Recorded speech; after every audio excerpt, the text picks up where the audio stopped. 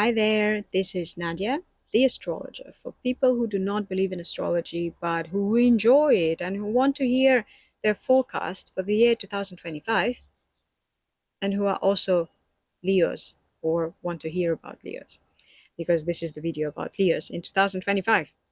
So, the most important thing about the very early Leos who are born before the 26th, 27th of July is that Pluto, the most chthonic and a little bit creepy, but also very powerful planet, has moved into Aquarius in 2024.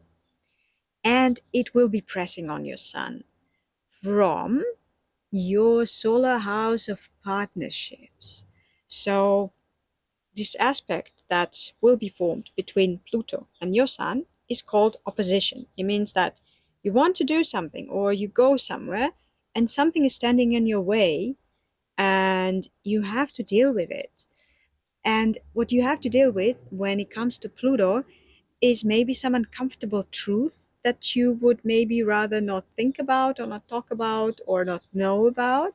It may have to do with important partnerships in your life. So something may happen to your partner, or your partner may initiate some process that can make your life more complicated, not just factually, but also because you have to integrate something that you previously did not think about.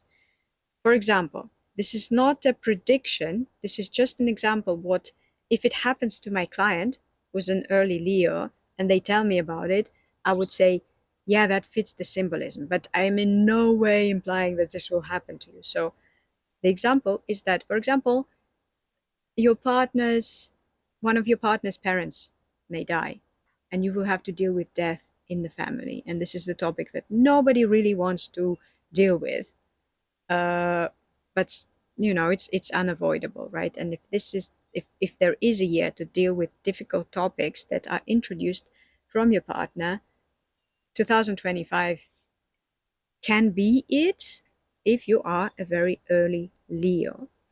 It can also be a year when it's difficult to integrate information or circumstances that have to do with your partner. Will be about sexual attraction between you or deepening of your mutual trust in each other, or the deepening of your intimate bond. So it can also be something positive, but it has to be something powerful and strong and something that you have to a little bit reevaluate your knowledge about life, about how life works, about how people work, about how relationships work, in order to, um, invite this into your narrative. Also, maybe if you are this early Leo and you will be pressured into something by Pluto, the thing you may be pressured into is learning how to stand up for yourself. Detecting unhealthy, manipulative tendencies in your partnership, and not necessarily leaving the relationship, but learning how to deal with the dynamics that you previously were just ignoring as if they didn't exist, as if they were not happening. More often than not, I would say that if the relationship is not worth it, you leave. If the relationship is worth it, you learn to interact with it, you learn to claim the power, maybe, and be more powerful in the relationship. And that may contradict with your wish to be the good one. So maybe you will have to be not as good to remain in the relationship if it's worth it. Good. That was Pluto in Aquarius. It will not be that important for most of the Leos, only the very early ones. Another factor, also important for the early Leos, is Mars retrograde. It is already retrograde in Leo. It has been since December. Then it will retrograde back into Cancer in February, it will turn direct, and then after the 18th of April, it will go through Leo again. So whatever you were doing in the final 2-3 months of 2024, if something didn't go exactly as planned, if you failed in something, if you were not powerful enough to do something, if you couldn't push something through, if something needs redoing, if you had to retreat, then the time after the 18th of April will be the time to push forward, to act with more assertiveness, but also maybe aggression. I don't know. This may work well uh, with together with this opposition from Pluto. Pluto may force you to face this choice. Either I'm claiming the power and I'm acting in a more like self-sufficient, powerful way, and I stand up for myself, or I'm the victim here. More important for the late Leos will be a square from Uranus that will still be transiting Taurus. The last degrees of Taurus, then it will go into the next sign, then it will retrograde back. So all of the months except for July to November, Uranus in Taurus will be pressing on the suns of late Taurus people. This shouldn't be news to you. What it may feel like is that you have been doing something, you have been known for doing something, people expect you to do something. It's maybe not the most exciting or wonderful thing that you have ever done, but it goes. And when Uranus presses on your sun, then you suddenly feel like, no, I cannot do it anymore. I cannot stand it anymore. It's boring, it's dull, it sucks the life out of me.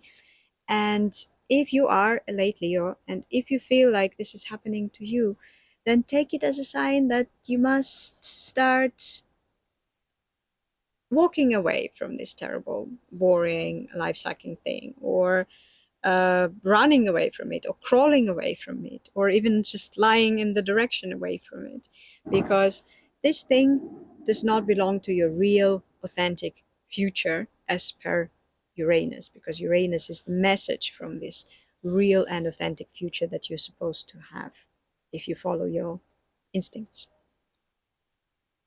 Uranus will leave Taurus for good in 2026, and so by, I would say, springtime 2026, you should delete something from your life that is keeping you complacent and stuck and bored.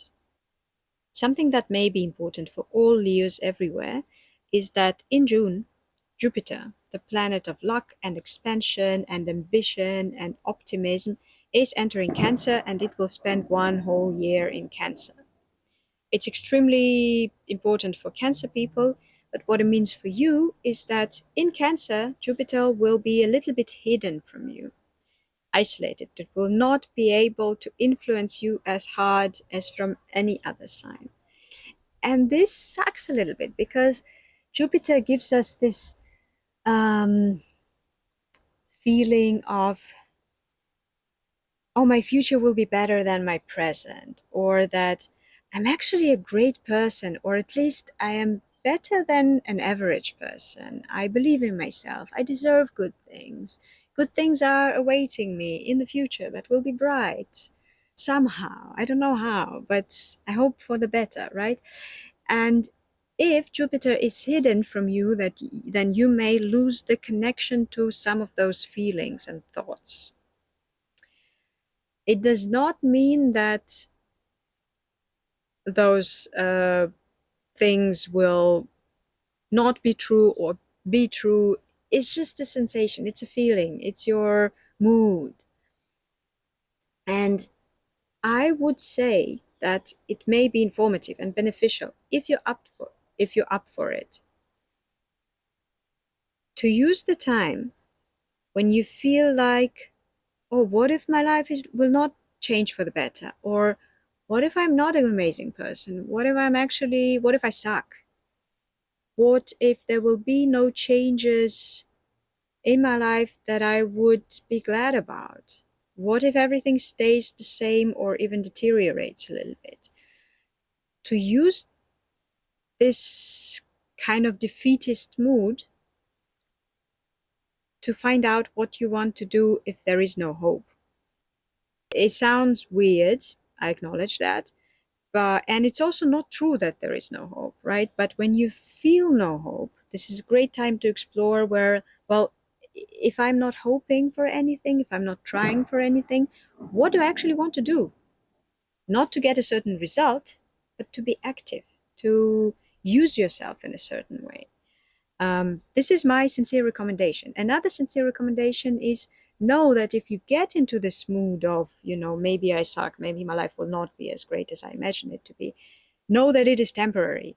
It will not last longer than a year, and you absolutely can afford feeling like that.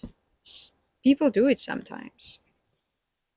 The full moon in Leo on the 12th of February will be square Uranus, and it will be a time for some Leos, especially some late Leos, to see how they have changed their lives in the past 1 or 2 years, following their instincts and letting go of things or